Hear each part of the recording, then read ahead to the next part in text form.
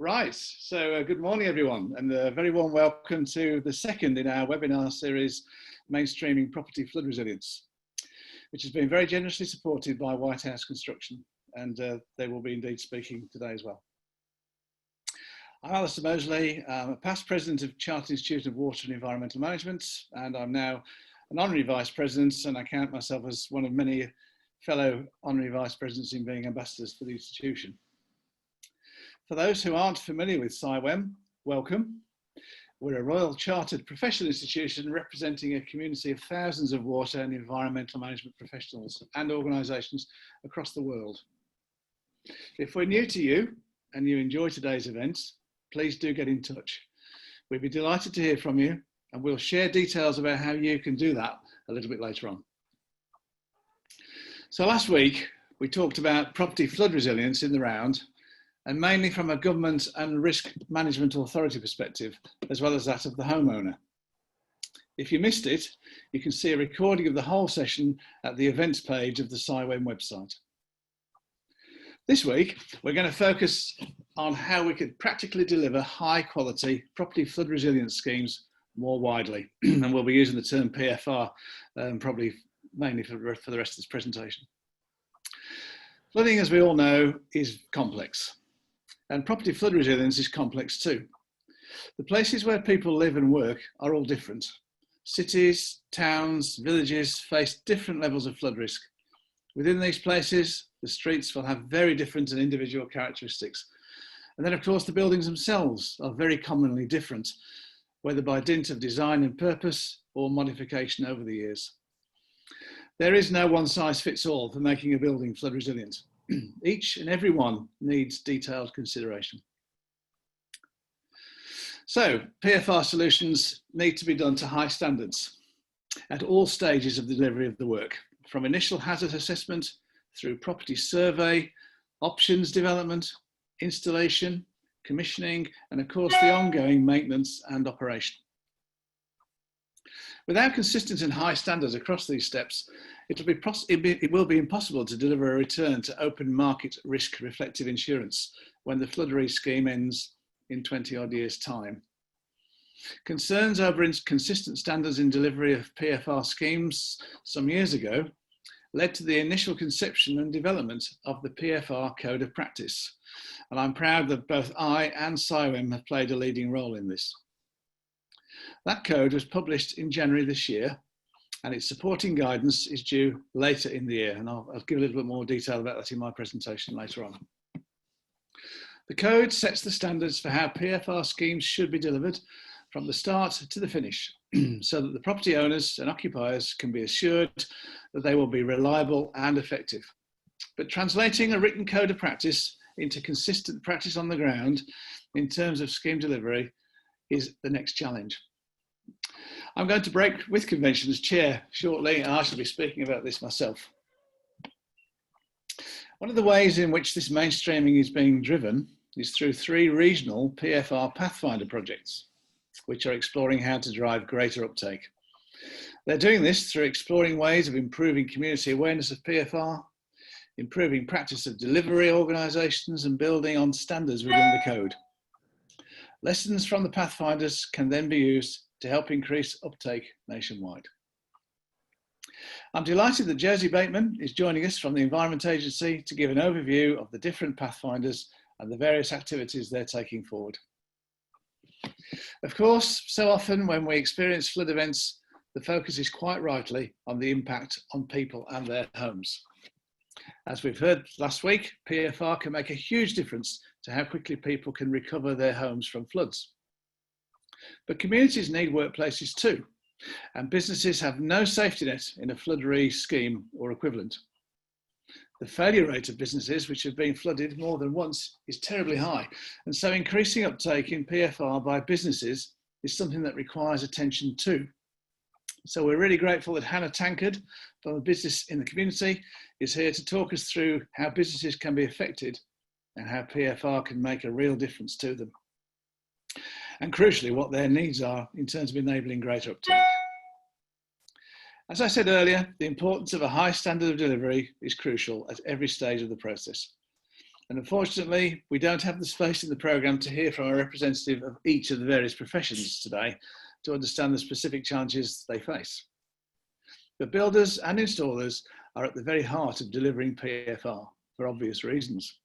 And Whitehouse Construction have been delivering PFR for over 15 years, and so they bring a wealth of experience to this discussion. I'm delighted that Whitehouse's Managing Director, Steve McKeown, is here to give us the benefit of his experience and talk us through the considerations for installers on getting schemes right, the journey from specification right through to sign-off. We also have Dermot Keogh from Honorary with us on the panel today. He's not speaking, but he's going to be here to take some questions, and we're really grateful to him for doing this. Dermot is Communications and Transition Director at Honorary and is also the chair of the PFR Roundtable. So he has a keen interest and influence over how we progress this mainstreaming of PFR. I will invite Dermot to comment on any issues pertinent to the Honorary when we get into the Roundtable, once we get into the Q&A session during the morning. So before we launch into our talks this morning, a quick bit of housekeeping. We'll be splitting this two-hour session into two halves, you'll be glad to know. We'll hear from our first two speakers, and then after each, we will take questions from you, the audience. We want you to pose the questions to our speakers as well as to see and comment on what other people are asking. So we're going to use the Slido platform to let you ask questions, or indeed to vote on those others have posted, so that you, if you really like them to be put forward, you can back them to be asked. So please go to www.slido.com and enter the code MPFR, or use your smartphone camera to scan the QR code that you can see on the slide in front of you now. You can submit your questions within the Q&A session on Slido at any time during the presentation, and hit the thumbs up to promote questions submitted by others that you really support. You can also interact with each other and comment on any active questions on Slido by hitting reply underneath the question. If you can't use Slido right now, don't worry. We will display the most voted for questions on the screen during the question sessions. We'll also be running a short poll on Slido, 5 questions which we hope you'll take a couple of minutes to answer. The poll will stay live during the event, but also for the rest of the day if you want to go in there later on and add a comment. Thanks to those of you who responded last time, by the way. It's been really, really helpful to us on a number of fronts. So if you can spare the time, please do. It won't take you long. After Josie and I have spoken and taken questions at 10 o'clock, we'll have a short 5-minute comfort break and return for Hannah and Steve to give their presentations in the same format. And we'll be wrapping up at 11 AM sharp. So without further ado, it's time to introduce you to our first speaker. And a little strangely, given as I'm also the chair today, that's me. If you missed my introduction, I'm Alastair Moseley, and I'm currently chair of the Property Flood Resilience Task Group 4, and also a key member of the group that brought the Code of Practice to fruition. I'm an honorary vice president of CIWEM, having been president of the institution in 2008 and 2009. And for the record, I'm a chartered water and environmental manager, a chartered engineer, and I'm very proud to be a fellow of CIWEM and of also the Institute of Civil Engineers. I run my own water and environmental consultancy, H2O Limited, which provides strategic support to businesses operating in the water sector. And probably more importantly for today, I'm a director of the Future Water Association that represents over 150 small and large businesses working in the water sector, many of whom are engaged in property flood resilience works, and I'm hoping some will be watching this presentation now. So now for my presentation, the PFR Code of Practice. I'm going to give you an overview of what that is and what it will achieve. And following the talk, it wouldn't have been fair to expect me to ask my own questions. So Terry Fuller, our CEO, will be briefly taking the chair to pitch your questions to me, which you will have submitted through Slido. So I'm just going to upload my presentation. So if you give me a couple of seconds.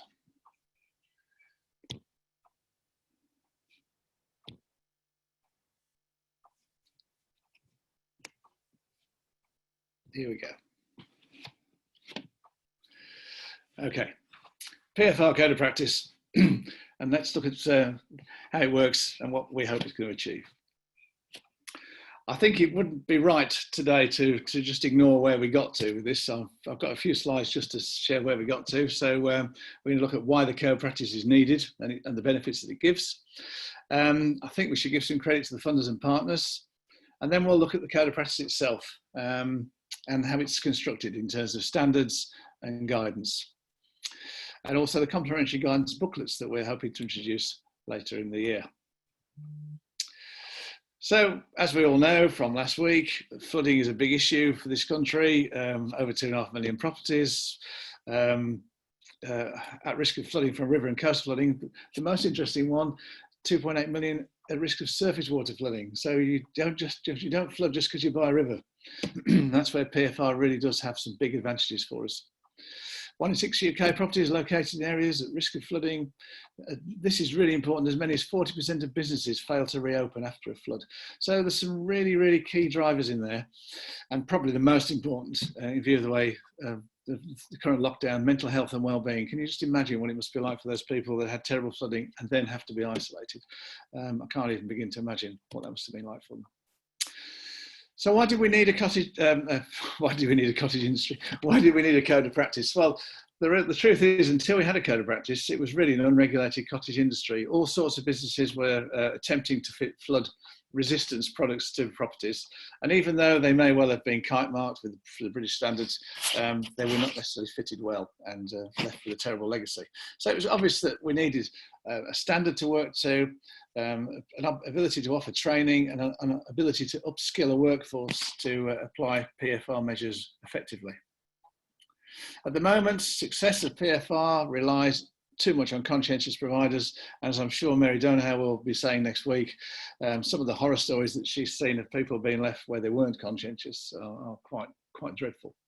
So there are just too many rogue traders out there. And of course, if you have a rogue trader in your household, there is left at risk of flooding and loss. And ultimately, the insurers don't have any confidence in the work that was done either.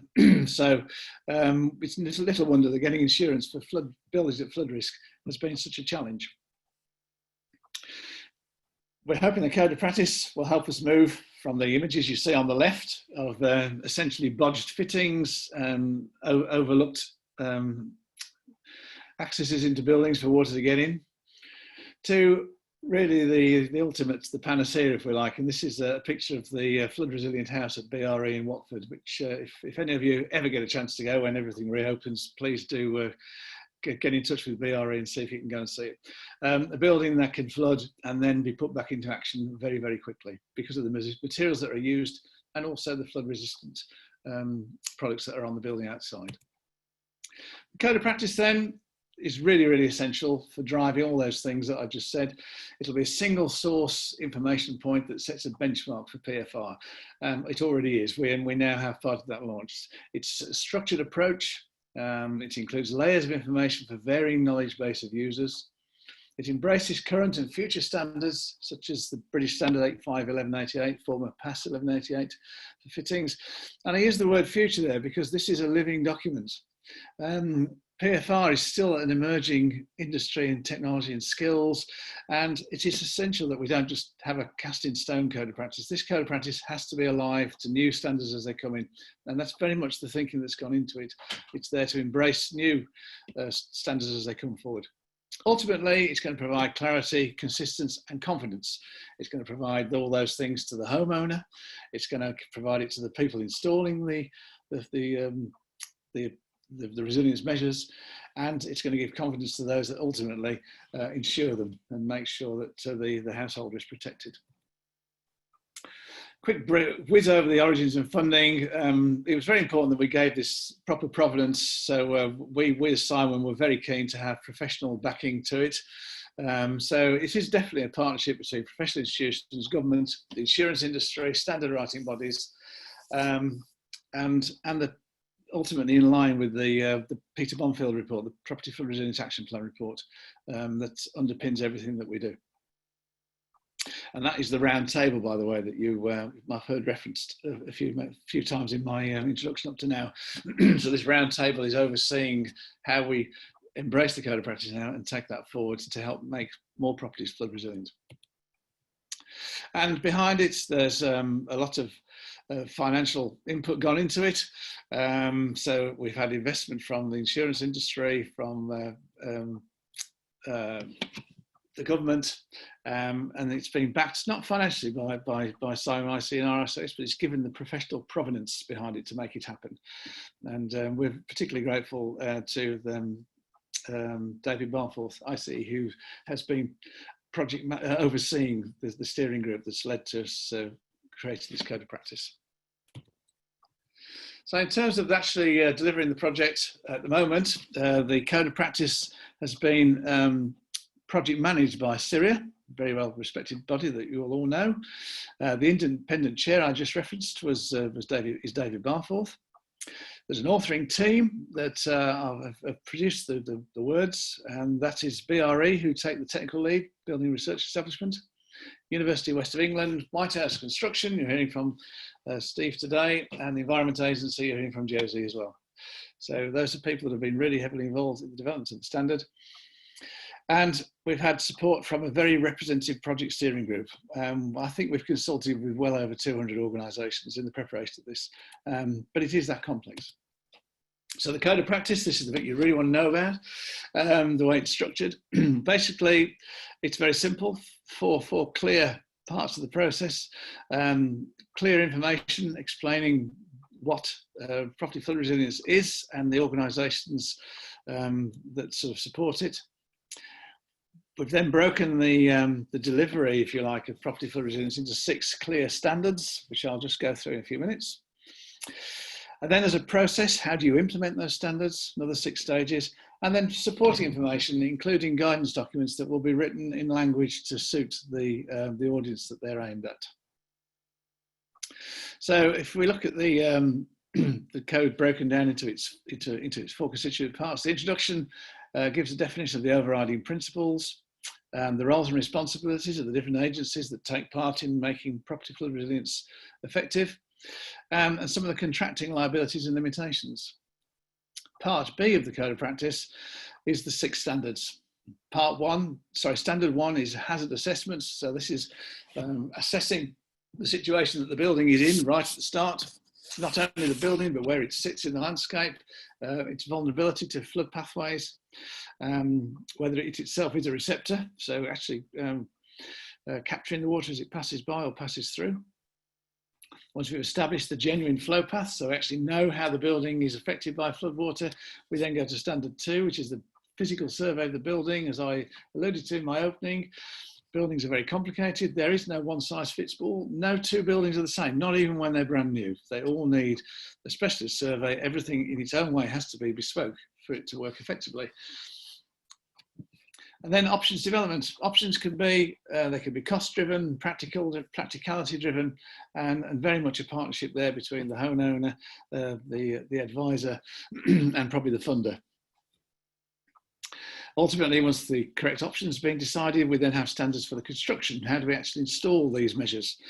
It isn't necessarily installing measures, it can be implementing measures. So for instance, making buildings brickwork waterproof, putting in concrete floors, installing pumps, changing the plasterwork on the walls to make them more resilient after a flood.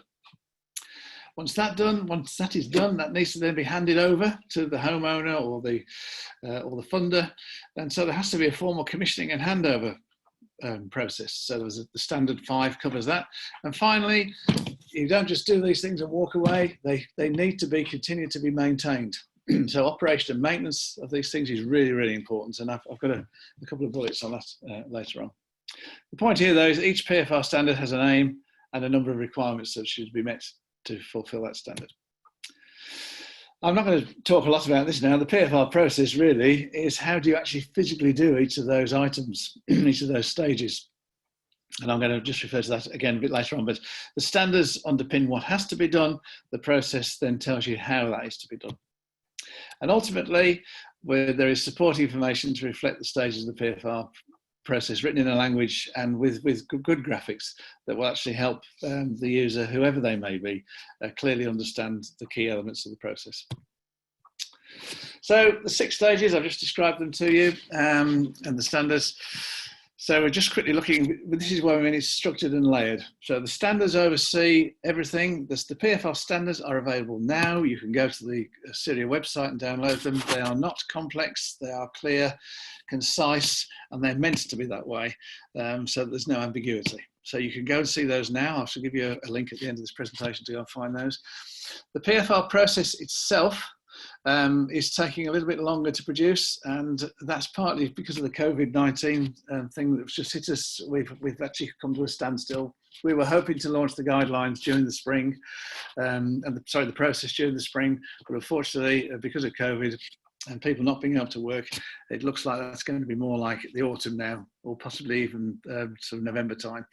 But rest assured, you can see the standards now, so please do go and download those after today.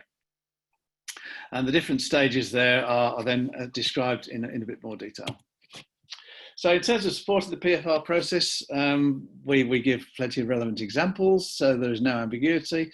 In the guidelines, when they come out, you will see some good examples of good and best practice and bad practice, so that it's easy just to see where things may not have been done so well and when things have been done in an exemplary way.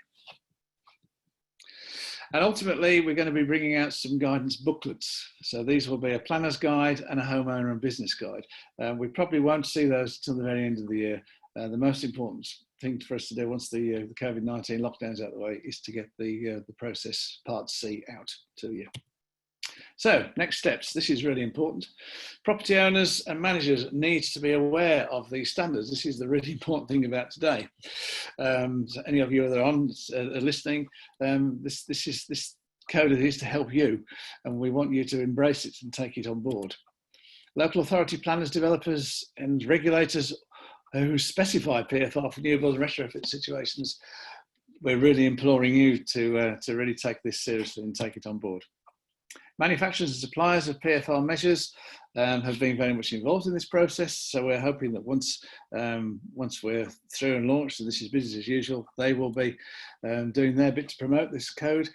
Construction contractors and installation companies, as you're going to hear from Whitehouse Construction in a moment, we have to have them online. Ultimately, insurers and loss adjusters and certifiers need to be demanding that the code of practice is used for any resilience measures that they are expected to insure. Future essential considerations are going to be how do we develop a formal process for ensuring ongoing maintenance of PFR measures. It's all very well, as I said earlier, to install them, but what do we do when they're left neglected or not maintained? And it's really important that we do develop a certification and assurance framework. So these are measures that are now being overseen by the roundtable, and something that maybe Dermot might come back in on when we go into our questions later on. And certainly I've got my own views. But the ultimate dream would be to have PFR measures taken up into building regulations. There was a lot of resistance towards this in the early days, but I'm thinking things are beginning to move more in our direction now, because many of the measures can just be business as usual for any property. So to be effective, the code of practice has got to provide the clear set of standards that we need. It's got to standardise the process of delivering and managing a PFR. It's got to give guidance that underpins training for surveyors and associated certification for PFR. It's very important ultimately that these things are able to be signed off, so there's a clear certificate, a bit like you would expect when you buy your home, to see some assurance that these measures work, and provide guidance that gives confidence to everybody, as I said right at the start.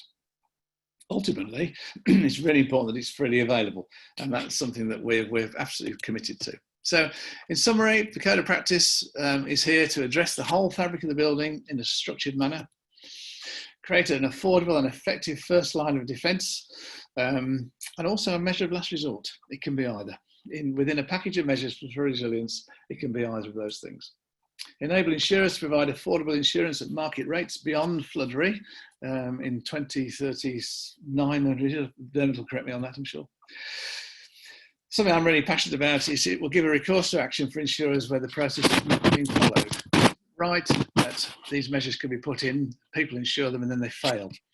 There has to be some sort of follow-up on these things, and provided the measures have been done according to the codes, then nobody should worry. If there's a flood event after the codes have been implemented, then that would just be because we followed best practice, but we were beaten by whatever the circumstances were. But shoddy workmanship has to be followed down, chased down.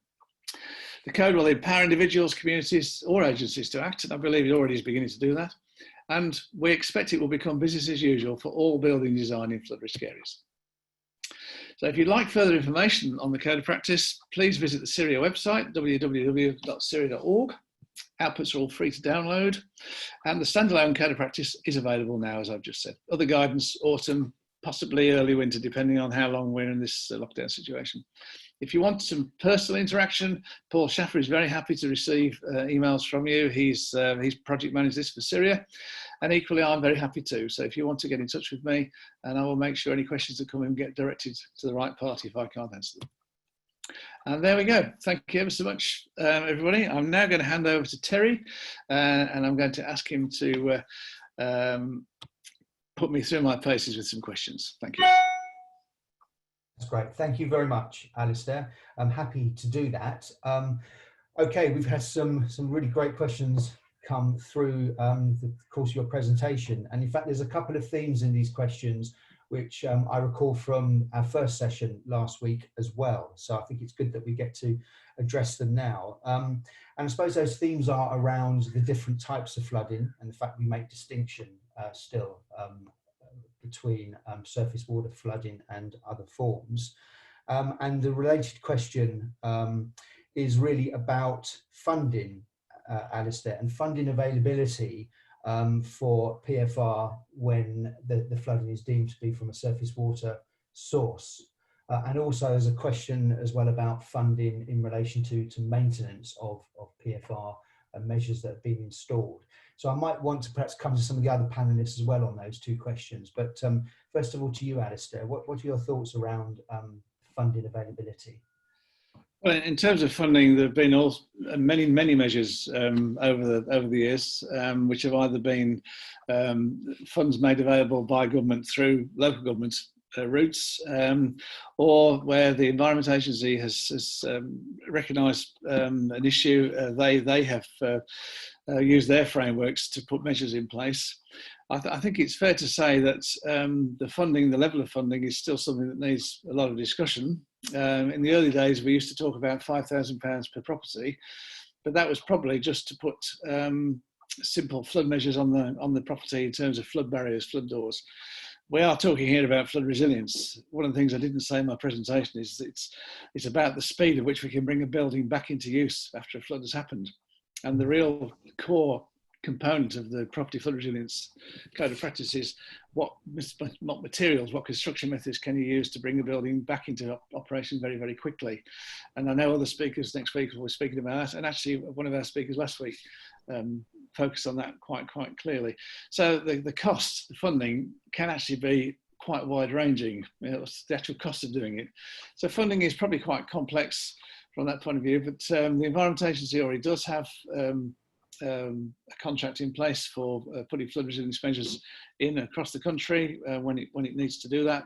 Local authorities still have schemes that I think you can apply to, but I'm probably not best placed to answer this in great detail. I don't know whether this is something that perhaps Dermot or Josie might want to come back in on to comment on the actual where the funds are available from.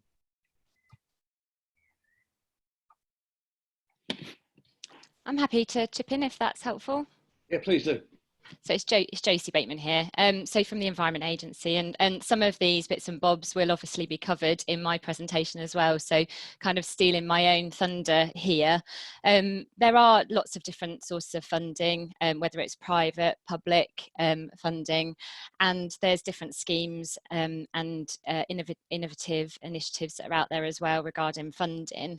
I guess one of the exciting things to look forward to that I'll be covering in my presentation is the 5.2 billion capital funding that's just been announced for the Environment Agency to distribute from 2021 to 2027. Within that, there's £25 million alone set aside for PFR. So that's great. So that'll be, you know, where RMAs can actually bid into GIA basically to get funding to deliver schemes. But yeah, there are lots of really good initiatives out there. There's some really good examples in Essex, for example, where there's grants that are made available to individual homeowners. There's local levy examples across the country as well. So lots of different measures and lots of different concepts out there. But one of the key elements of the national FCRM strategy, which is currently in draft, is actually promoting property flood resilience. And so one of the things that we'll be doing through that process is actually looking at the funding and assurance measures related to PFR. So that's all really exciting as well. And if I can add something there, so it's Dermot Keogh here wearing my Flood Re hat. One of the things that Flood Re has recommended to government, we're currently waiting for some feedback on, is a proposal that the Flood Re scheme will be able to, at the point of reinstatement, to allocate more for to pay back more, up to build back better. So up to £10,000 could be used by an insurer when they're reinstating a home from a flood. And if they do that, Flood Re will reimburse that through the scheme. So that will hopefully be another source of funding too. That's great. Thank you very much, Dermot. Thank you, Josie. Thank you, Alastair.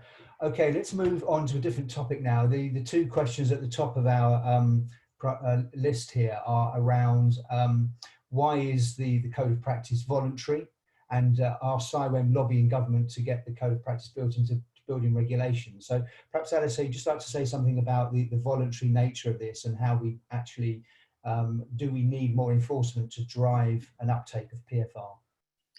Well, something I've commented on a lot in the past is a lot of what we take for granted in the building industry is voluntary. Much of the great construction work you see around us is done because it's built to recognise codes of practice standards.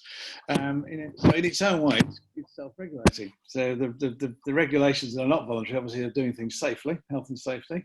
But by and large, construction work, which is what property flood resilience is ultimately, is regulated through great standards. And so the immediate thing we're trying to do here is by introducing a code of practice that becomes business as usual for doing things well, in the same way as laying concrete, laying bricks, using measures that can actually be then judged against, and if they're not good enough, then can be instructed to be taken down and be recognised in a contract. That's probably enough. But actually, if we're talking about property flood resilience being as part of within an overall flood risk strategy, then you could easily see that there could be some more compulsion to make sure that things are done well. And we have all along been bringing people in from government to look at the building regulations. And there was a little bit of kickback at the start, but we are recognised, I think there's a recognition happening now that some of the things that we are identifying through the Code of Practice actually would sit very, very well in a building, in the building regulations. And I think in time, things will be taken up. So rest assured that we are having those dialogues with the government agencies responsible for building regulations. This is something that maybe Robbie Craig might like to come in. I don't know if he's here, or Dermot. Anyone want to come in on that?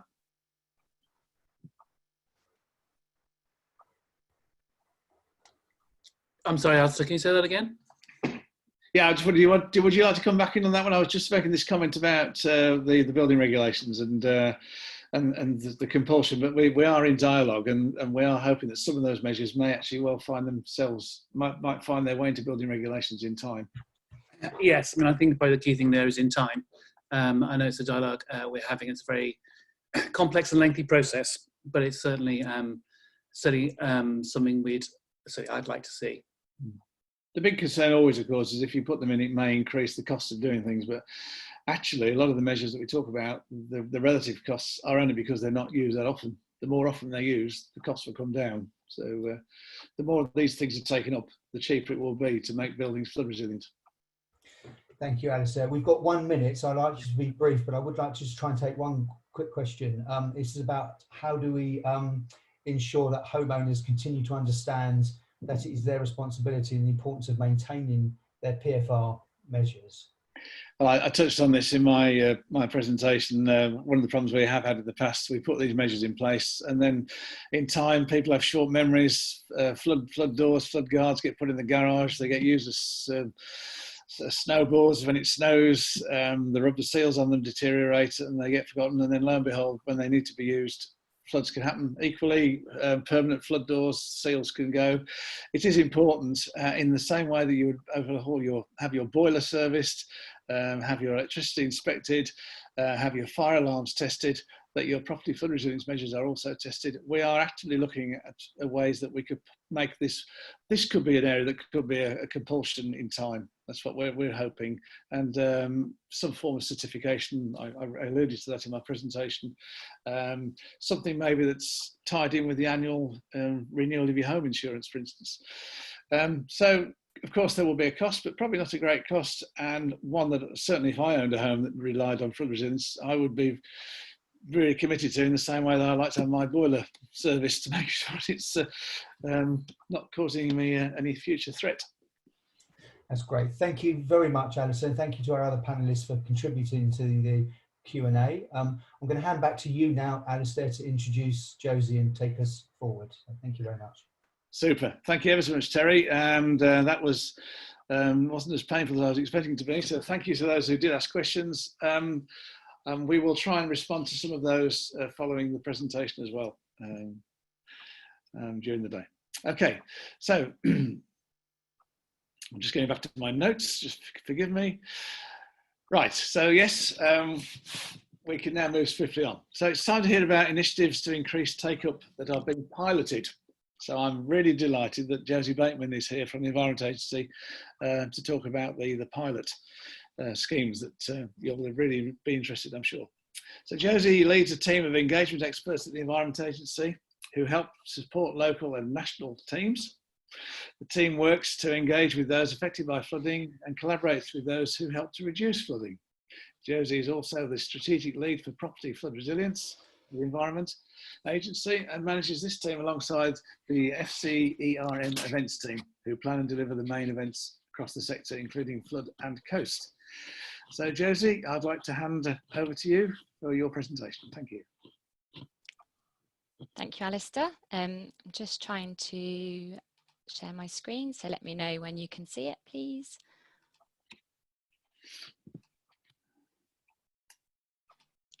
Here we go.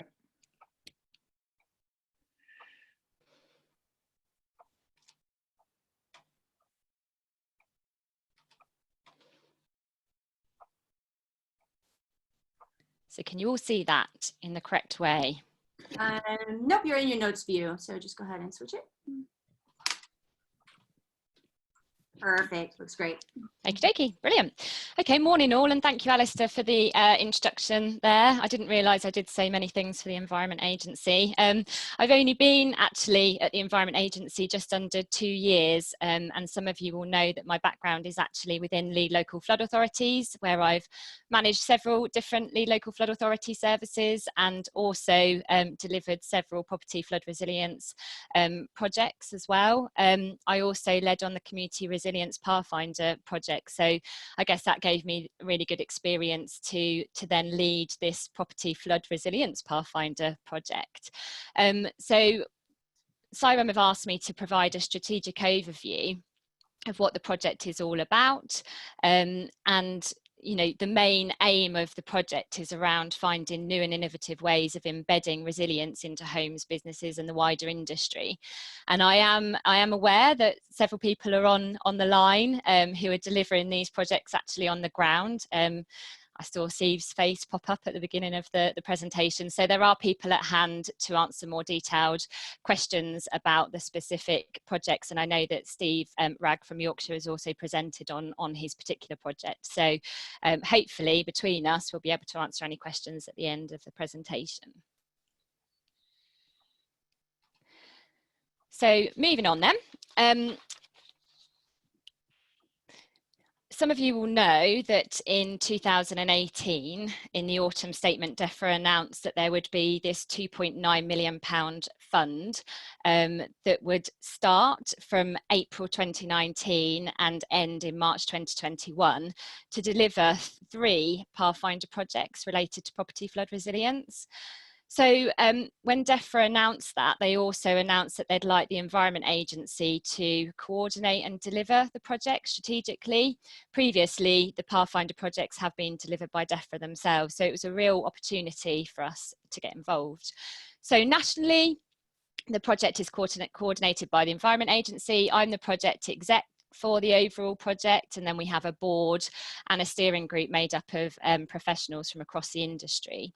But the actual projects are led and coordinated on the ground locally by lead local flood authorities, which is a really exciting bit because it's grassroots and they're the kind of organisations that really matter here.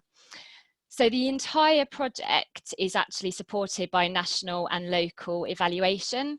That's really, really important. We've done that previously in Pathfinder projects, but it's to really identify all of the lessons learned, the great things, the not so great things, and to capture all of that learning, because we really want to be able to develop transferable kind of how-to guidance that we can then disseminate across the whole of the country, which will be really important and really exciting as well. So the concept of the pathfinders is illustrated in the hexagonal diagram that you can see there on the right, and the Environment Agency has been tasked with creating the kind of project concept.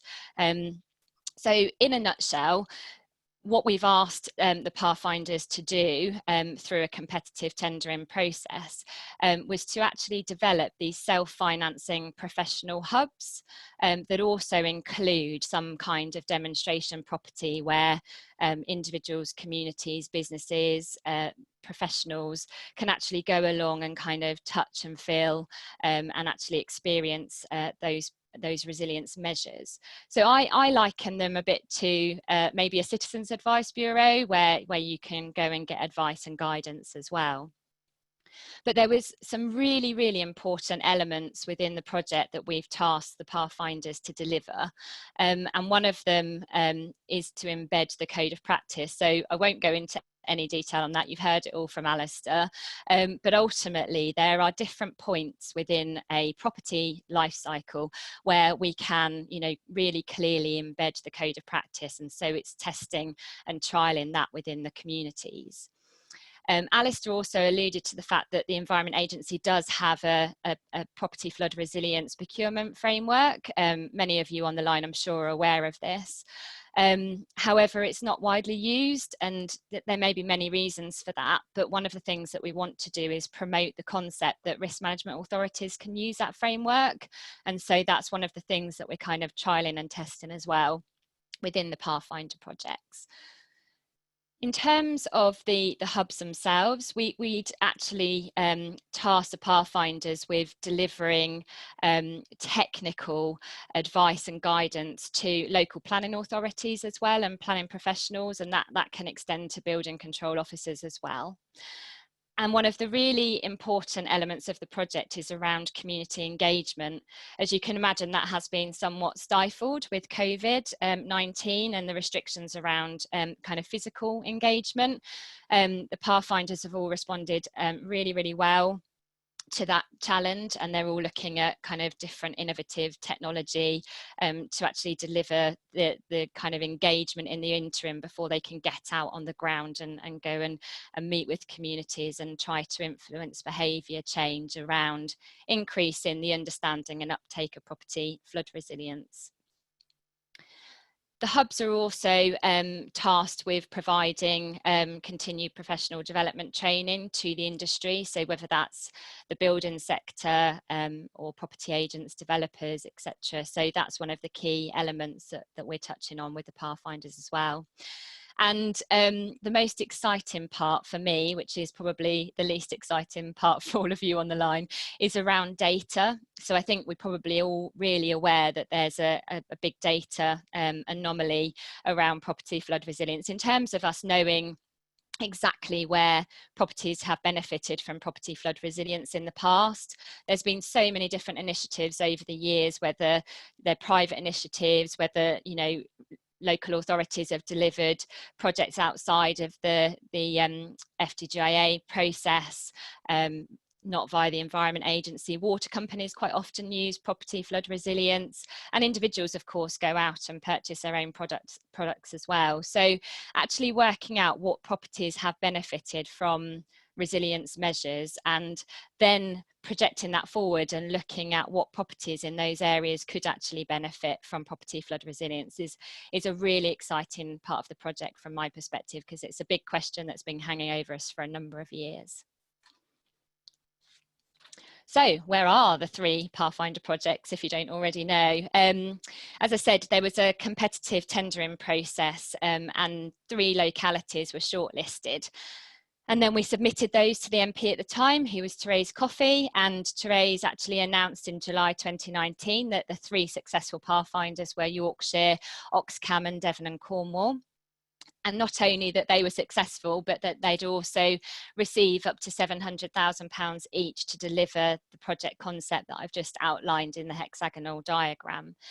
So as you can imagine, they're all tasked with mandatory requirements, as it were, as part of the project, but they've all got their own way of delivering those attributes, and it's a really exciting mix across the 3 Pathfinders actually. So I'm just going to spend a little bit of time explaining what the difference is between the different Pathfinders.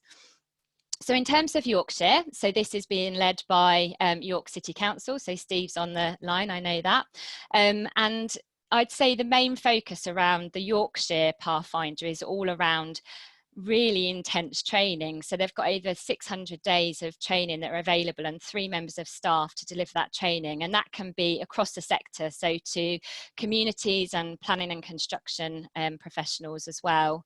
They've got a kind of mobile display that they'll be using when they can finally get out into the communities and actually work with those individuals. And their hub, the self-financing professional hub, is being delivered as part of their ICASP Living with Water project, but it's actually at Wilberforce College. So you can see there that there'll be a legacy element in terms of the future of that hub being in existence, which is great news. The Oxcam Pathfinder, so we've got one in the north, one in central England and one in the southwest, as you can see, so a lovely geographical spread there as well. The Oxcam, so the Oxfordshire to Cambridgeshire ARC, is being delivered by Northamptonshire County Council. Again, I know there's people on the line, so if there's questions around this one, I'm sure they'll be willing to help me out. That's being delivered across that whole region. It actually factors 3 regional flood and coastal committee areas into the area and works across 5 different lead local flood authorities. They're actually looking at influencing planning policy within the Oxcam ARC to the 1 million planned homes up to 2050. So that's a really interesting angle, looking at proactive policy as opposed to development control policy. They've got a mobile demonstration vehicle that's currently being fitted out, so they'll be able to go out and with this outreach vehicle into communities and businesses and actually show a resilient property and from a business perspective and a residential perspective. And their self-financing professional hub is actually located in HR Wallingford, and the National Flood School is heavily involved there as well. And then Devon and Cornwall, this was our chief exec's most exciting one, because I think he was going to get a photo opportunity down at the Eden project. But their self-financing hub is actually a green hub within the Eden project itself, so a huge amount of footfall there, being led by Cornwall Council and covers 5 different lead local flood authorities. The main focus for this one is around community engagement. They're utilising their existing community flood groups, and they've got links to Exeter University, who have a rain room already in place, which is exciting, and that could potentially be the permanent location for their property flood resilience products that they'll be showcasing. So hopefully you can see that they're all delivering similar services, but they've all got a slightly different focus, and all of them will be evaluated both nationally and locally as well, which is great. So we'll get a picture of what the understanding and uptake was prior to the project coming into place, and then after as well. So then finally, I just wanted to kind of link on to the bigger picture to just give an overview of how the overall Pathfinder project actually links in with the bigger picture. So I already stole my thunder saying that there was a £5.2 billion capital funding, £25 million of that could be allocated for property flood resilience. We've got huge links within the 25 YEP, so the environment plan there. And we've also got really big links to the behavioural insights project, project that we're leading on via the Property Flood Resilience Roundtable. But the biggest focus really for us is the delivery of the ambitions within the draft FCRM strategy. So this is the 3 concepts around mainstreaming PFR, removing the policy and financial barriers, looking at behavioural barriers and incentives, building back better after flooding, and increasing the uptake of property flood resilience in high-risk communities. So hopefully you can see how the Property Flood Resilience Pathfinder projects are then linking back into the bigger picture. So thank you very much. Thank you, Josie. That was terrific. Really, really good. So I think we've had a really good insight into how those are formed, and there's no doubt that it's great that the 3 are very different, actually. Just before I can see some of the Slido pictures coming up on the screen, I've just got a very quick question for you, really, and it's probably about legacy, Josie. The Pathfinders are obviously going to generate a lot of learning experience generally for property owners, businesses, companies, and insurers alike. What do you see as how you're going to actually make sure that legacy is then taken forward following the completion of the Pathfinder schemes? So in terms of legacy, one of the fundamental requirements actually of the Pathfinder project was this self-financing hub. So the concept is we provide the startup funding, the £700,000, but there will be a legacy element moving forward into the future. And those hubs have actually, you know, got to find a way where they keep going. And that's why they've all chosen existing businesses or companies to collaborate with, whereby they can provide that ongoing training and service moving forward. So there'll be the kind of physical hub legacy element, but also there'll be the materials that have been produced that will then be rolling out nationally. And there's also an element around digital legacy as well. So many of the Pathfinders are providing digital platforms where they'll be able to host information and keep that continuously updated as well. That's fantastic. Really, really good. So, and where are we going to be able to see some of that information then as we gather it? So each of the Pathfinders have got their own websites, and they've already started providing information within those. Some of you will be aware that we are constrained as the Environment Agency with hosting information on the .gov.uk website, which isn't the most you know, user-friendly in terms of providing innovative content and really good visuals, etc. So we're currently looking, you know, towards the end of the programme, so we've got another year. We're looking at a platform via the roundtable that would be suitable to host all of that national learning, so that, you know, there is somewhere we can disseminate all of that. Fantastic. Thanks, Josie. Right, so I'm just going to pick some of the questions now from Slido, and the most popular by far is, rather than targeting homeowners, can we target developers to help them understand how to build resilient homes from day one? Yes. And that's, as I say, part of the overall concept of the Pathfinder project. So we're targeting developers, whether they're big house builders or, you know, individual developers within those areas, offering training. And each of the Pathfinders will be doing that in a slightly different way, but through their hubs, you know, proactive training will be provided for developers, surveyors, building control officers, etc. Something I meant to mention in my presentation, that the Code of Practice is not just about retrofit or putting buildings back into being resilient. It's actually intended to be used by brand new build as well. So the measures that are in there are perfectly acceptable to be used in new build. So just to follow up what Josie said. Right, another question we have here. What resources are available? Oh, it's gone. Yeah, what resources are available open source to communicate concepts and available measures to communities? In other words, how can they freely access this information? So, I mean, in terms of all of the information that will be developed via the Pathfinder projects, there'll be, as I say, the lessons learned and the good practice guides, and there'll be the content on each of the Pathfinders websites as well. But we want to actually disseminate it, you know, broadly across the country as well. So there are already really good data sources out there, though. There's really good information that's available. There's, you know, diagrams that you can see online and look at different options and cost them out and things. There's the blue pages in terms of getting hold of the different contractors, etc. So, you know, there's existing information there, but we want to really pull it together all into one place and then provide the materials nationally to disseminate as well. Yeah, that's terrific. Thanks, Josie. I was just picking up on a little message in from Mary about FRM needs to be done in partnership, but the riskiest homeowners are often unaware it is their responsibility to reduce the risk of flooding in their homes. So this is something that sort of really should come out of these pathfinders, isn't it? How we, especially with the community project you said for Devon. Yeah, so I think there's two elements here. Thanks, Mary. One is around the pathfinders and what they're actually testing on the ground, but there's also the behavioural insights work that I alluded to as well within my presentation. So as part of the roundtable, the Environment Agency leads on behavioural insights, and we recently undertook a literature review looking at the barriers and incentives of uptake of resilience from all different types of natural hazards. And it was absolutely fascinating. And one of the things that came out kind of loud and clear was around you know, affordability, was around ownership and understanding of government responsibilities, understanding what government can and can't do and where responsibilities lie.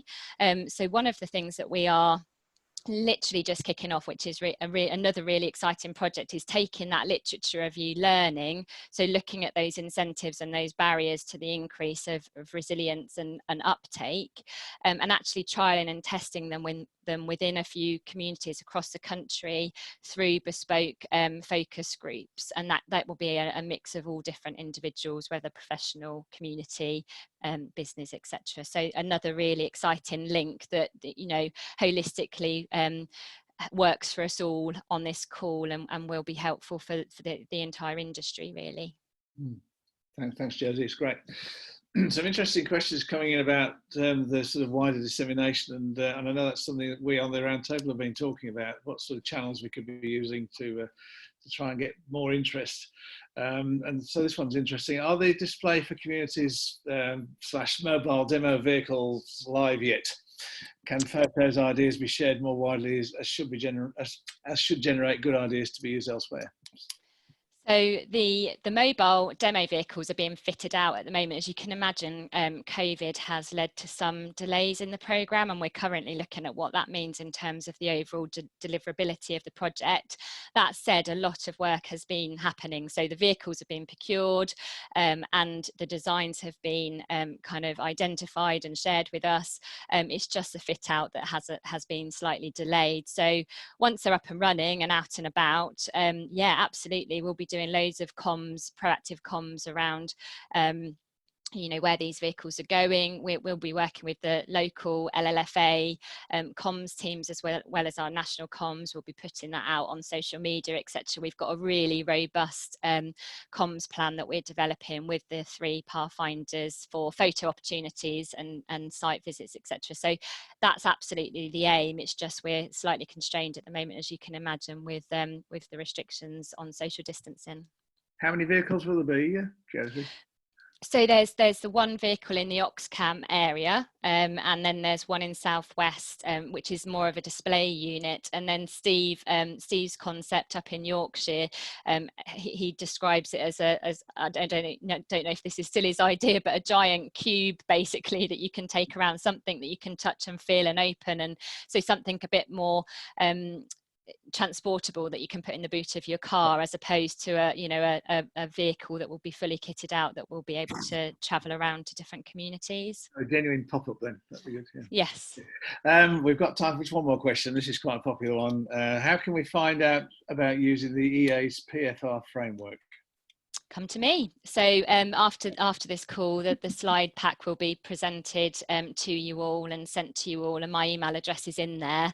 We've actually got an RMA kind of guide to use in the framework as well, and we can put you in touch with some lead local flood authorities and other RMAs that have used the framework. Yeah, just come to me, that'd be fine. That's really lovely, Josie. That's fantastic. That's the perfect answer. Thank you. Right, so you're off the hook now. You can go and enjoy your cup of tea. We're going to. That was really excellent presentation. Thank you so much. We're now going to take a break. Okay, just have 5 minutes just to grab a quick cuppa, and we'll get going again at 10:05 sharp. I'll be on just before then to make sure we do. And thank you so much. There's nearly 300 of you nearly with us today, so thank you for your support. Go and have a cup of tea. See you in 5 minutes. Welcome back, everyone. Hope you've all had a chance to grab a drink. We're going to crack straight on with our second round of talks, and I hope you've enjoyed the first session. So to start the second session, we have Hannah Tankard. Hannah is a Business Emergency Resilience Group Campaign Director at Business in the Community, BITC. Hannah's background is in preventing disasters, specifically flooding. Hannah's current focus areas are twofold: how to support small businesses to be better prepared for and recover from disruptions, including cyber attacks, extreme weather events and pandemics. That's ironic. And how the business sector can support frontline organisations to respond and recover from emergencies in the UK. Hannah is a Flood and Coast Conference Advisory member and a lead member of the DEFRA Property Flood Resilience Roundtable. She also holds an MA in Disasters, Adaptation and Development, and has long been interested in how to mitigate the impacts of hazards and threats on communities, especially for those most vulnerable in our society. So Hannah, over to you. Thanks ever so much, Alastair, and thank you to CIWEM for inviting me this morning to do a presentation. Before I go into the presentation, what wasn't mentioned in my biography then was actually that I used to work for National Flood Forum, and it's really my time at National Flood Forum that has really impassioned me to want to help communities flood risk. Yes, my context at the moment is businesses, but at the end of the day, if you're flooded, it's devastating, and it really sticks with you when you do speak to individuals that have been impacted. And I'm really keen to carry on the legacy that I learned at National Flood Forum and all the work I do to make sure we always keep centre in mind those people at the end of the line who really are the ones impacted by flooding in our example for today, but also by any disruption which can impact on their lives. I would also like to say up front that two things. I am absolutely delighted the Code of Practice is now with us. It's fantastic to have the framework. I know there's lots of work to be done and it's going to take time to embed it in with communities, but the fact that it's there is a fantastic reference point for all of us, whether we're professionals in the space or individuals looking for guidance. I just think it's brilliant that it now exists, and I know a lot of hard work went into it.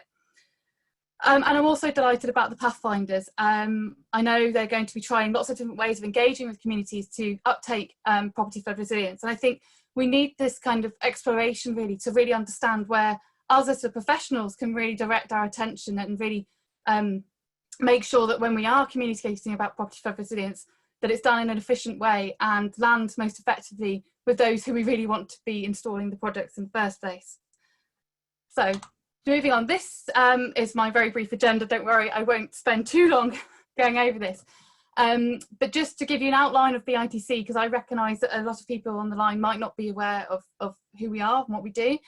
I thought I would give a brief overview of some of the challenges that businesses face due to floods. I thought I would touch upon kind of why businesses might not be engaging with property flood resilience and kind of what we can do as professionals and beyond to help with that uptake, before doing a shameless plug at the end to inform you of what BITC is doing in response to COVID-19.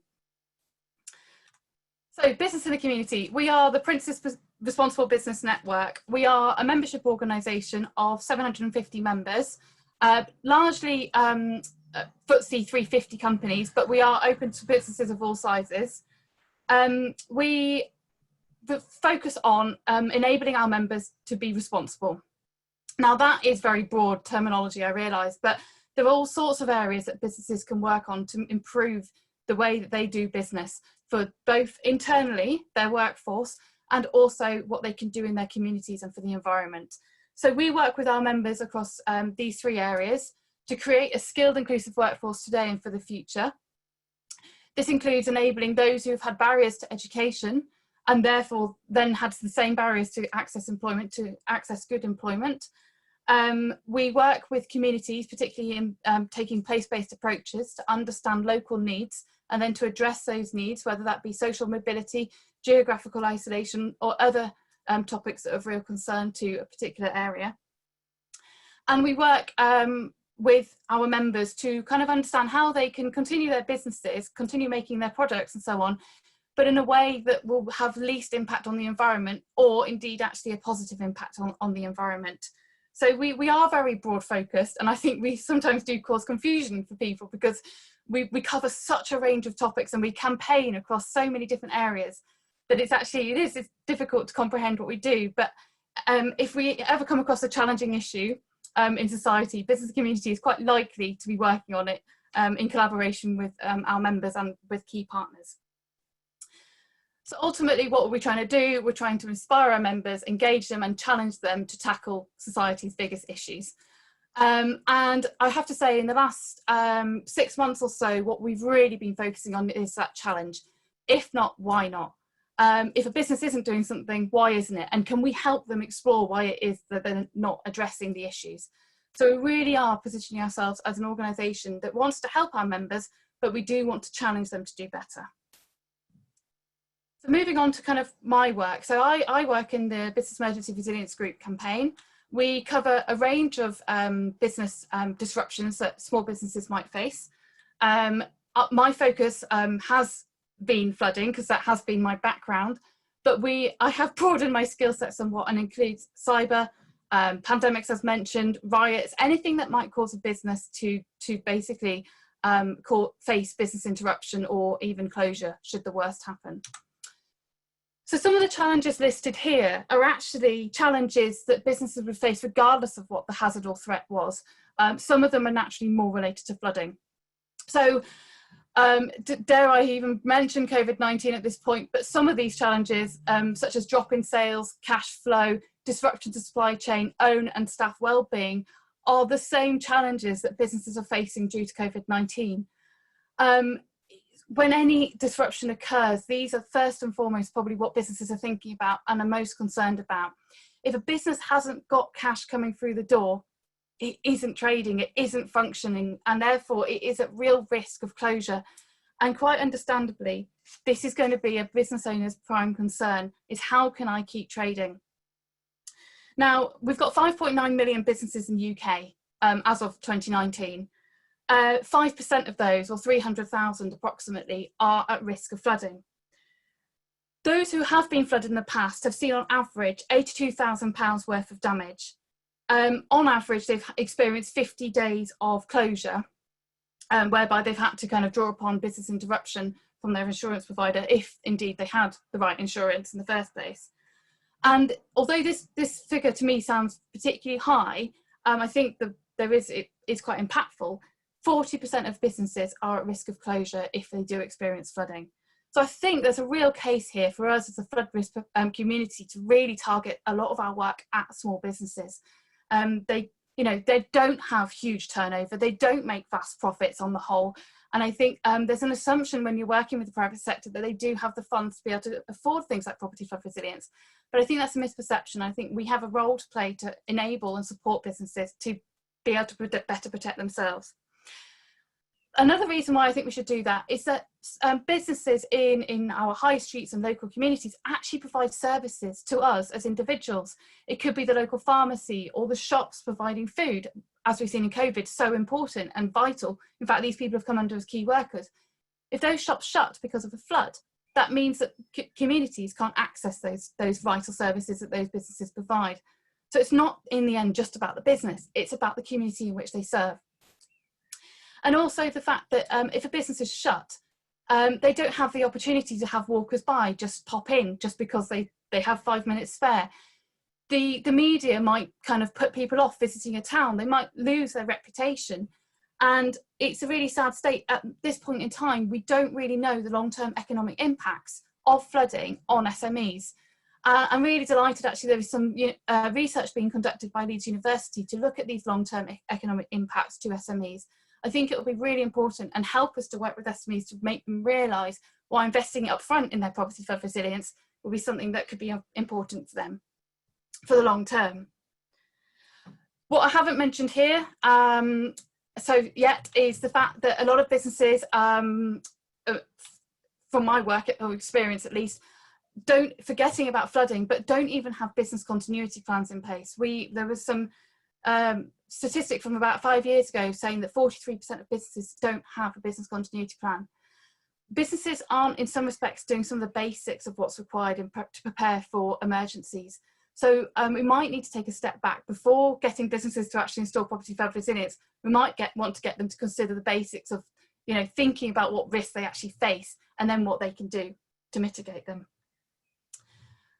And then, just last and not least, if a business is shut, it's not just the fact they are shut during a flood, it's the fact they have to go through the horrendous, lengthy reinstatement process, which for homeowners and business owners alike can really pay testament to how resilient someone is personally, and it takes a long time to get back to normal and reinstate a property.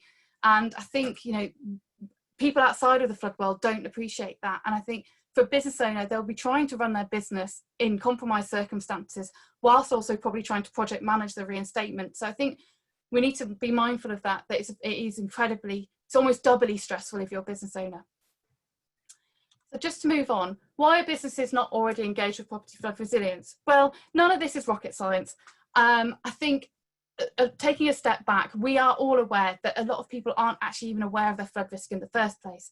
So there's a bit of a call for us to actually kind of look into enabling people to be aware of that risk, and then taking the steps forward to making them realise what they can do. It can be the basics, such as signing up to flood warnings. It can be encouraging them to have the business continuity plan, like mentioned. It can be saying you can take another step and actually protect your property. We also have the contradiction where someone might have been flooded, they've come through the other side, thought, oh, well, actually, yeah, it was a bit of an interruption, but it's okay, it's unlikely to happen again, so I'm not going to invest in my flooding, my flood risk for the future. So you might also have that challenge. So there's lots of various factors that we need to be mindful of, and we might want to engage in different ways depending on if an area has flooded recently or hasn't flooded. Just some other fairly obvious points really, but if someone's got insurance, actually that can have a negative impact in making them want to take the next steps to protect their property, because they feel like they're insured, they've covered themselves, therefore the insurance will pay for their reinstatement. They're not incentivized at this point in time to actually reduce their risk themselves. Touched upon this previously, but businesses are busy, business owners are busy people. They don't have the time to think about future risks that might never actually happen to them. Quite a lot of businesses don't have the cash up front to pay for things like property flood resilience. And quite honestly, people have different priorities. You know, we've known, for example, with the pandemic, that was #1 risk in the UK for an awfully long time. A lot of us didn't have it first and foremost in our mind because it felt like such a difficult concept to comprehend that we kind of bury our heads in the sand a little bit. But that said, I don't think it's all doom and gloom, to be honest with you. I think flood risk professionals must be optimistic by nature. I think we have an opportunity really, especially with the Code of Practice and the Pathfinders coming together at the same time, to enable businesses to uptake property flood resilience. I think what we need to be mindful of when we are working with small businesses is that because they are time and cash poor, is that we need to make it part of business as usual for them.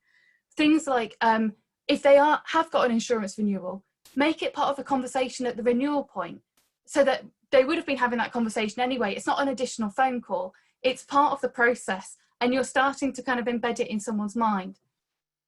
I think, Josie, you said that you might be the only one who really is keen on the data. Well, quite frankly, I can't wait for the data to come through about property flood resilience. I think the more data we have, the more insights we have as individuals and businesses, it will give us confidence to invest in it.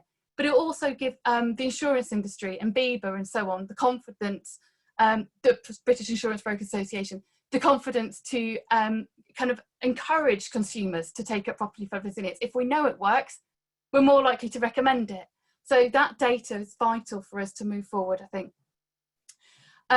Cross-sector collaboration is really important. I work with the private sector. I can see the power of the private sector on a daily basis.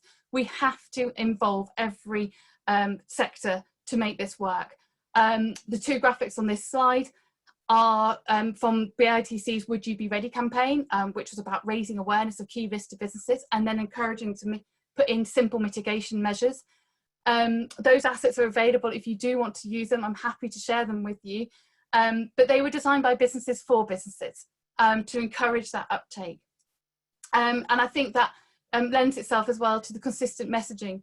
We need to go in with one strong line about property flood resilience and the merits it brings to properties and those business owners. It's no good me saying one thing to a business and then someone else saying something different. They need to keep hearing the same messaging, and then it might start to land.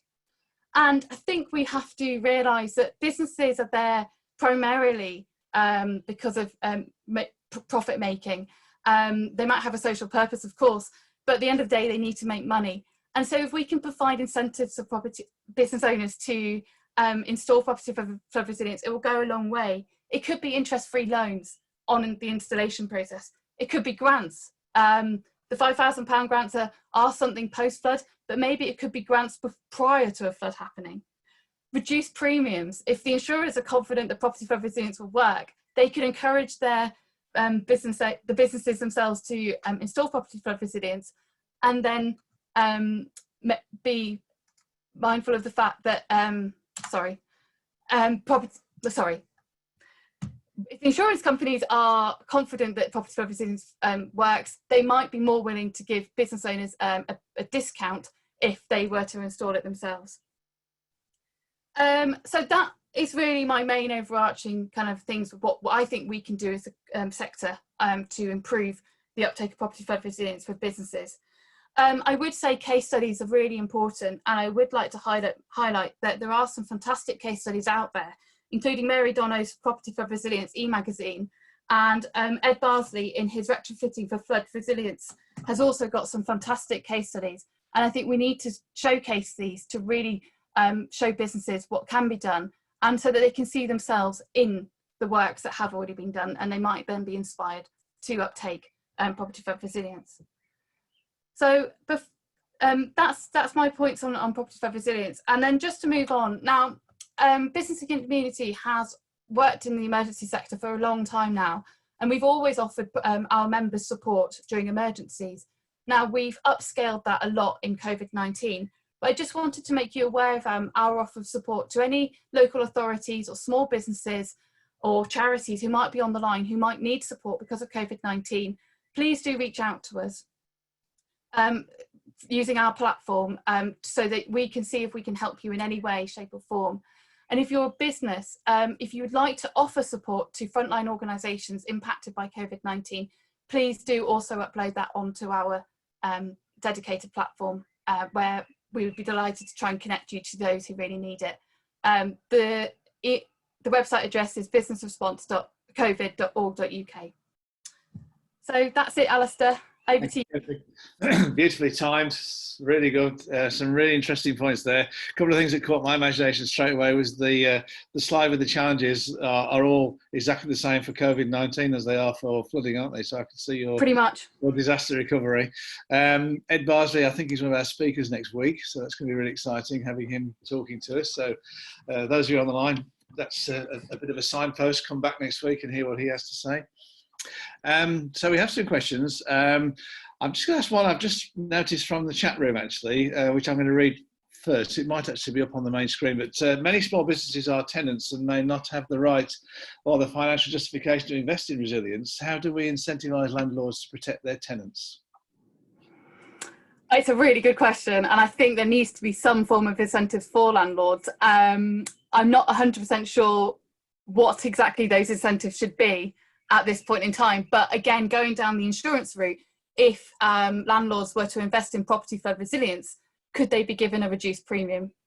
I mean, maybe Dermot might be able to provide some insight on that as well.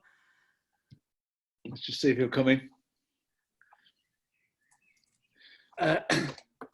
Sorry, there I was on mute. So the question, Hannah, was around reduced premiums for businesses? For landlords who have tenanted businesses. Yes, I mean, well, from a funding point of view, as you know, we don't cover businesses or landlords.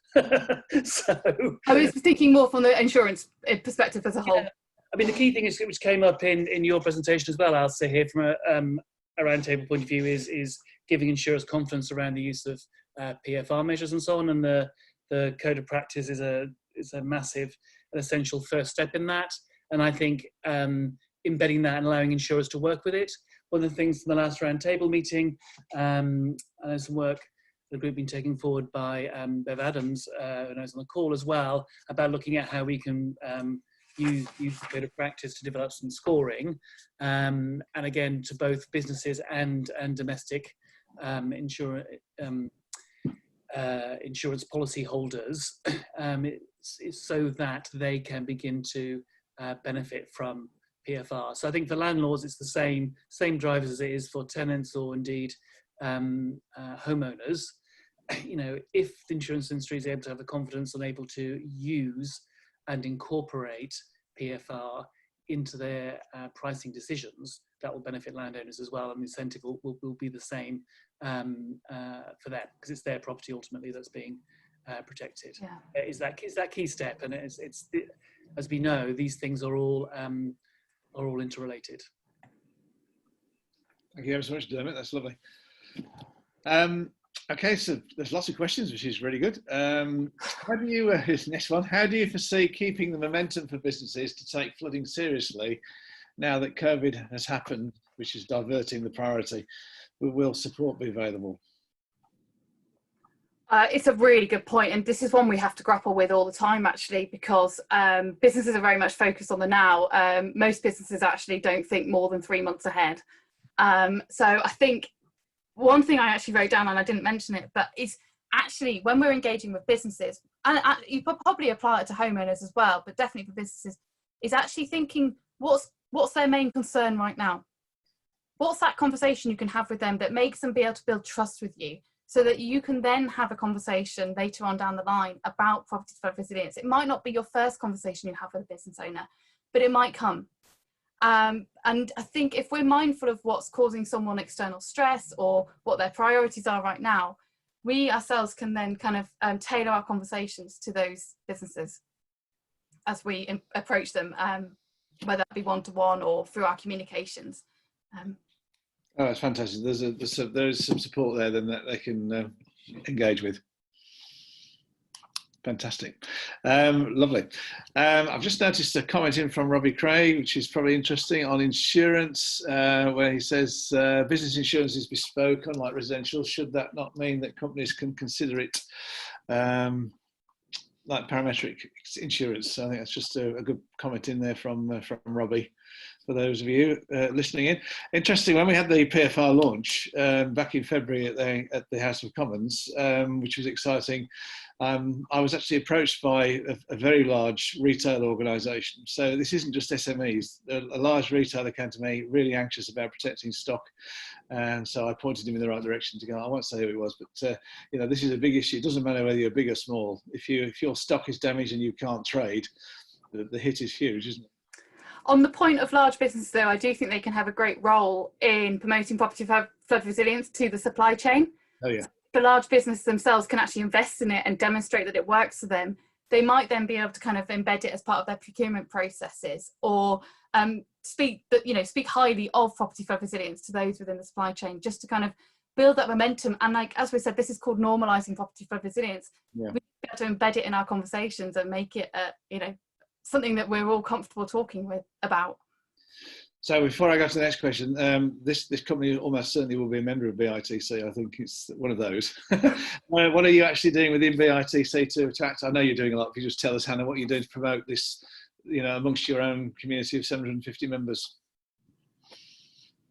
To promote property flood resilience, is that the question? Sorry, I can't see. Oh, yeah, I was a bit garbled. Yes. Yeah. So, well, when we had the property flood resilience code of practice, we designed a lot of their assets, and we disseminated that throughout our whole membership. We've actually got a leaflet as well, which we produced, kindly sponsored by Aviva, which I can send a link to in the chat for others to have a look at, so that you can thank you. your own small businesses. So we have tried to promote it as well. Great. Ourselves. I'm sure, no doubt you would. I just wanted to know what you're doing. That's fantastic. One last question then, Hannah, which is not too tricky. Is there a toolkit for businesses to follow pre and post flood? Well, there's all sorts of kind of toolkits available. If you go onto the flood guidance website as an example, there are already toolkits up there. I think what we haven't got yet, but is on its way really, is kind of that specific toolkits for property flood resilience for businesses, and what that means to them, from the very basics of what is it to kind of the questions of how much is it going to cost, What does it mean in terms of kind of giving my business value? All those kind of things probably are in the pipeline and need to come. But yeah, there are. We should have on our, actually Mary's just coming on, so I'll pick up with, maybe we should have on our roundtable agenda, isn't it? I think it's really important. So I'll just point you there to the message there from Mary Dunnow, who's done so much work in this area. And Mary's going to be speaking next week. So again, another signpost. If you're interested, please come on. And I know Mary would be delighted to have you there and to answer your questions. Okay, Hannah, thank you so much. It was a great presentation. Really enjoyed it, learnt a lot. And it's time to move on. So you can go and enjoy your tea now. We're going to our final speaker for the day now. I'm really delighted that Steve McKeown from Whitehouse is with us today. Steve has very generously, and Whitehouse has very generously supported this programme of seminars. So Steve, if you'd like to, you are doing that, fantastic. Steve is Managing Director of Whitehouse Construction, and he's been involved in business management and civil engineering for over 30 years. During this time, he's actively participated in the continuous improvement of service delivery across many sectors, including water. Whitehouse Construction has delivered PFR since 2005, and they have engaged in many industry initiatives, including thought leadership roundtables and production of various industry standards. And indeed, as you've probably seen, Steve is one of the co-authors of the Code of Practice. Steve is dedicated to bringing rigour and robustness into the delivery of PFR so that those at risk of flooding can have greater confidence in property flood resilience. So Steve, over to you. Good morning, everybody, and thank you for that wonderful introduction. I didn't realise how good I was. I've been asked from the sharp end, as it were, to take you on a quick canter through the journey from specification to sign-off, from the contractor's point of view. So thanks for CIWEM for giving us a forum for this, and thank you to Roxy. I think it's going to work my slides for me, Roxy. And if you could just click onto the next one, we're very grateful. Right. Code of Practice is here, as we know, for a reason. And I've been asked to present specifically on standard stages 4, 5 and 6, i.e. the construction, commissioning, handover and operation. But I thought before we do that, it might be just worth, at the risk of reiterating what was said in Alastair's introduction earlier, why we're here. We're here to appeal really to a target audience of 3 separate entities, being people who've been affected by flooding or people who might be affected from flooding in the future. Purveyors of schemes, you know, those people or bodies who are maybe that are paying for the schemes, and indeed at the end of the day the insurance industry, so that hopefully if things are done properly and done well, the insurance industry will offer affordable premiums and acceptable accesses to those people who live in areas of flood risk. So without further ado, if you could just pop onto the next slide, please, Roxy, that would be great. And the first thing to say, sorry, thank you. The first thing to say about construction being a particular element that I'm going to speak about is that to do construction well, being stage 4 of various processes, you have to ensure that the first stage, which consists of hazard assessment, property survey and options development, i.e. design, has been done properly. It's been done well. It's the linchpin, it's the cornerstone of all good construction. It's absolutely vital that that bit is done first and it's done properly before you move to construction. And in doing so, that the responsibilities and the accountabilities for the design phase, if you like, being phase 1, is underwritten with the necessary levels of insurance, principally professional indemnity insurance, which is an insurance held by those who are undertaking design on behalf of a client. And it's no different in terms of property flood resilient to building a new Millennium Dome. Somebody has to design it and somebody has to insure it, such that at the end of the day, one of our target audience members, the insurance industry, have some form of retribution, if you like, if that's the right word, some form of recourse, or perhaps should things go wrong as a result of that design. And I'll come on to the necessary insurances that contractors would have to hold in a moment, in terms of ensuring that the installation is suitably insured, and again the insurance industry at the end of the day have some form of recourse if that bit goes wrong. So very important, before we move into construction, that phase one, being the design phase, is done properly. Thanks, Roxy. Next slide, please.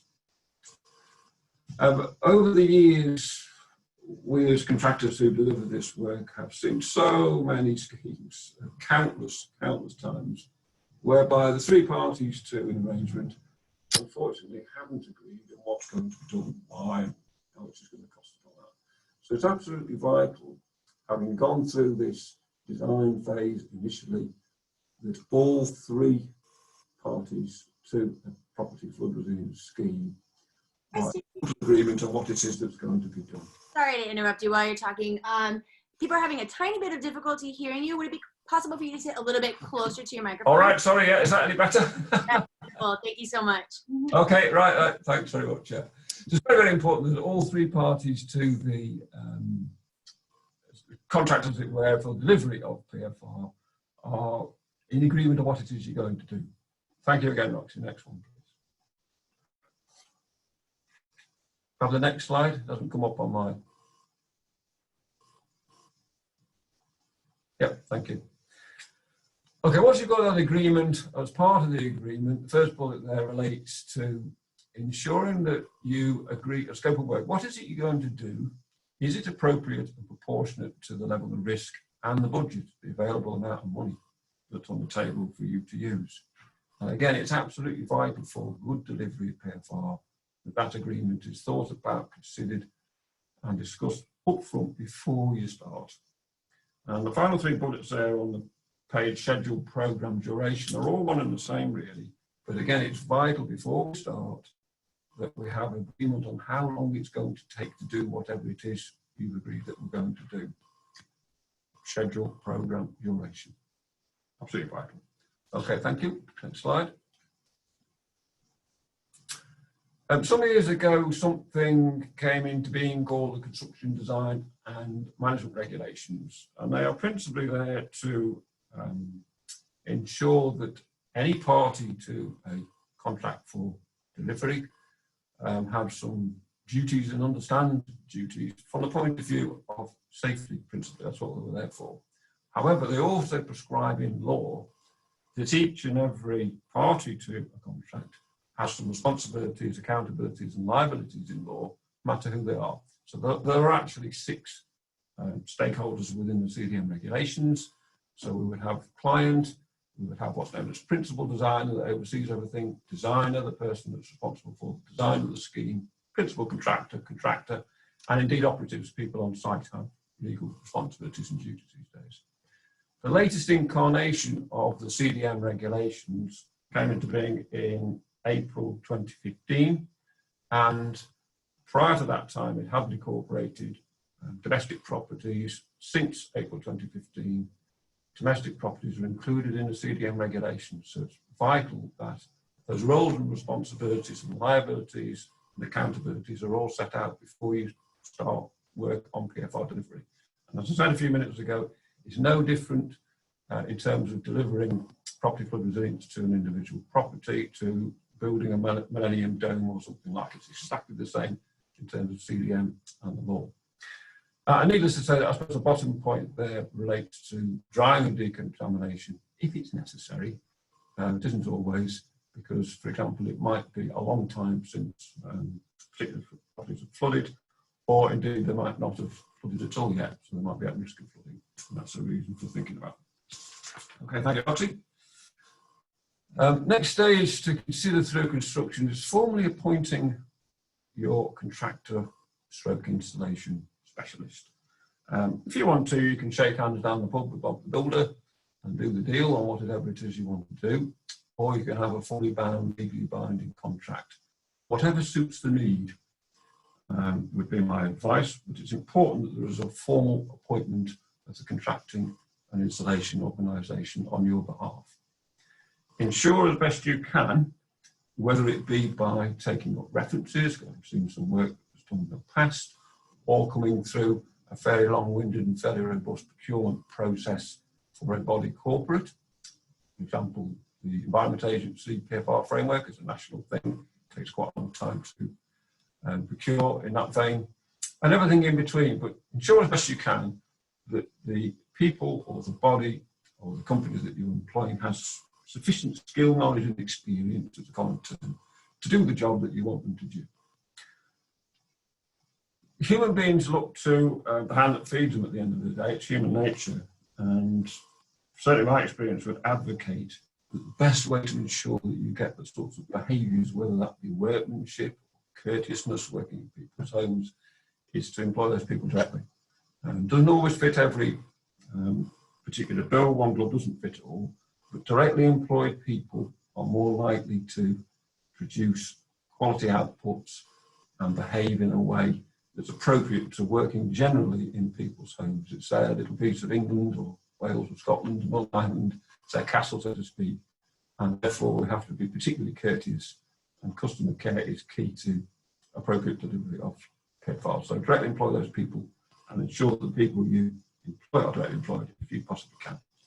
The last 2 points there are really one and the same thing, and it's been touched on earlier, I think, that the products that we select for PFR on a particular home may well have been tested, may be accredited to one standard or another, which is great.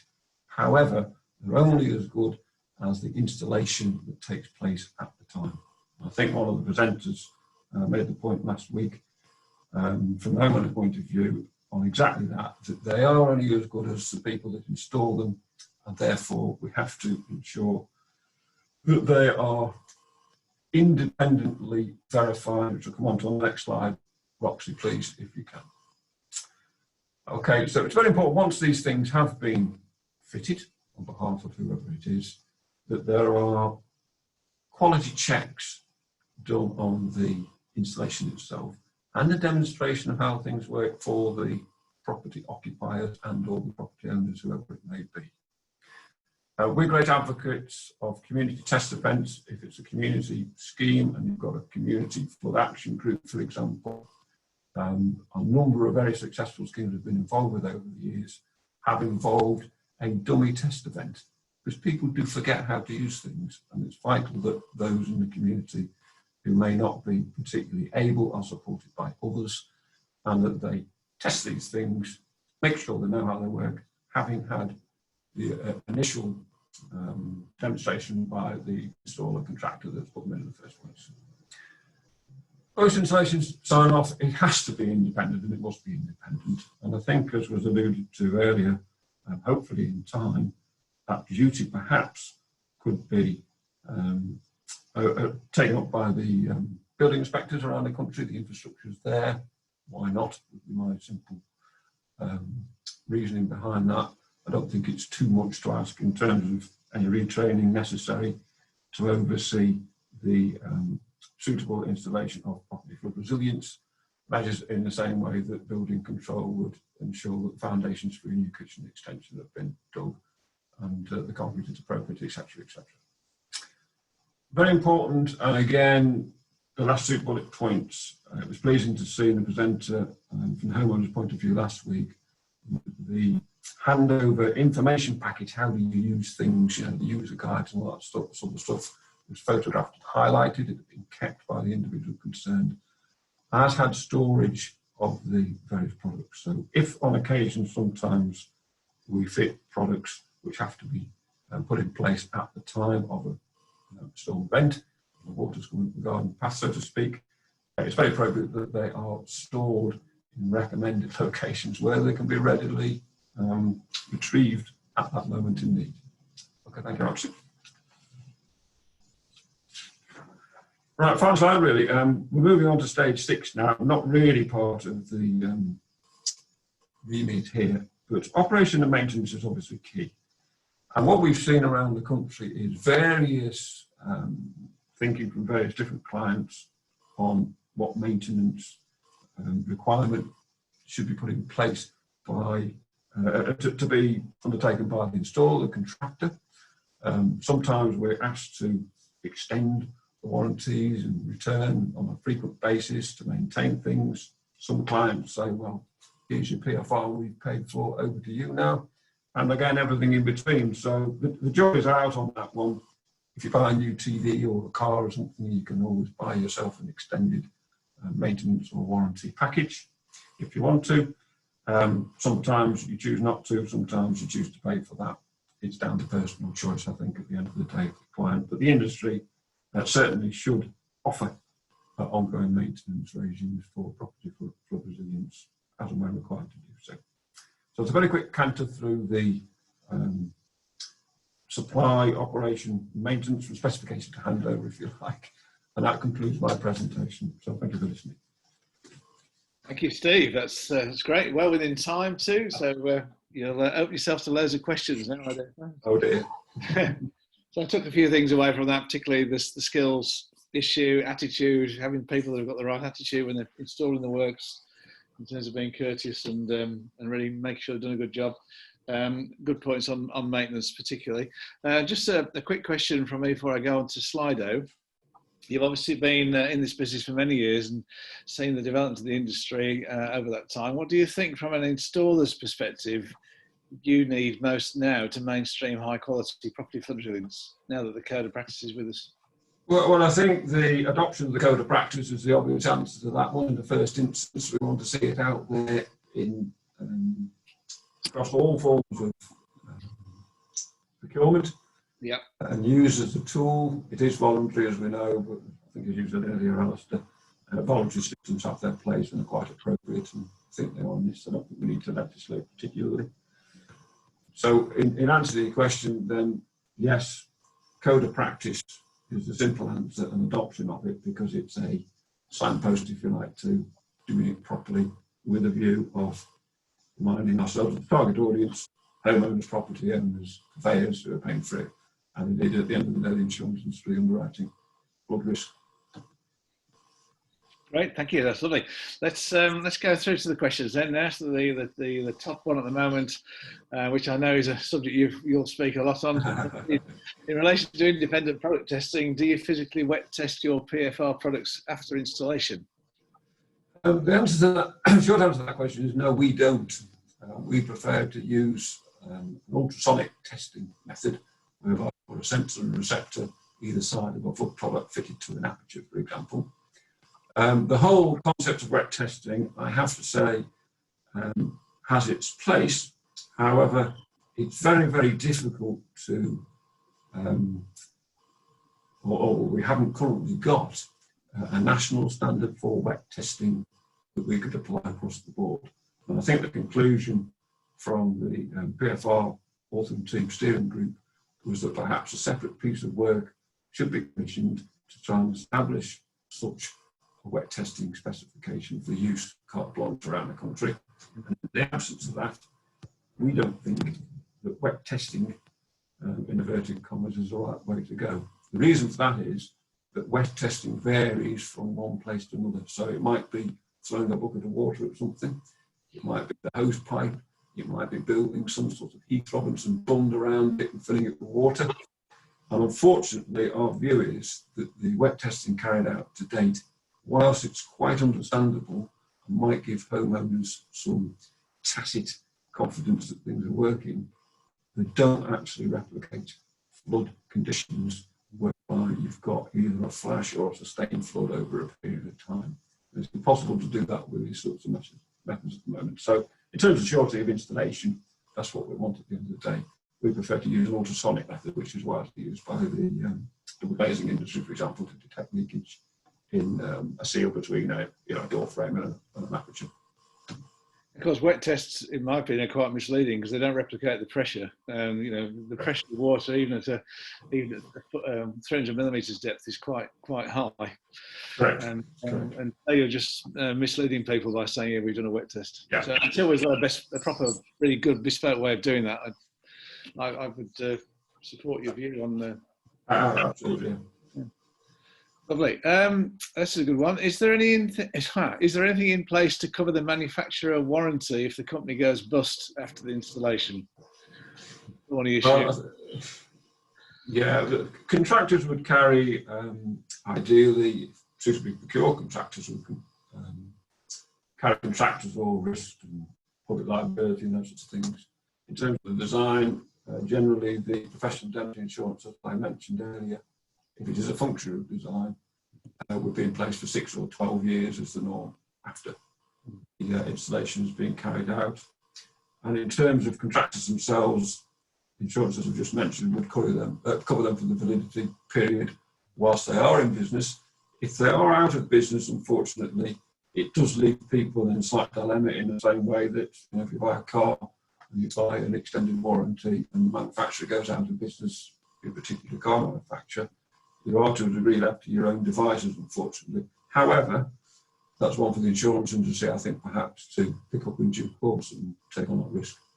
I know we've had this discussion at the round table. I don't know whether Dermot would like to come in on this one. We're looking at measures. There are systems out there, for example, for giving insurance on dry rot work in treatments, so that if that organisation does go, the insurance actually then allows you to bring in another organisation to put it right. Dermot, are you able to pick up on that if you're still on the call? You might not be. Anyway, it is something we've considered anyway, and it's something that definitely needs to be continued in discussion. Right, so what is in place to compensate and protect homeowners from bodge installation? We just talked about that one, so I'll go over that one. Is there going to be an FE college course for installing PFR measures? That's an interesting one. Well, that's doing anybody's thunder, I think I wouldn't be out of place in revealing that CIWEM are going to lead, or have been mandated, I think, by the Environment Agency to lead a piece of work looking at the necessary levels of training and development throughout the industry to ensure that this is done properly, which is perhaps the next level down from the code of practice, is how you do it.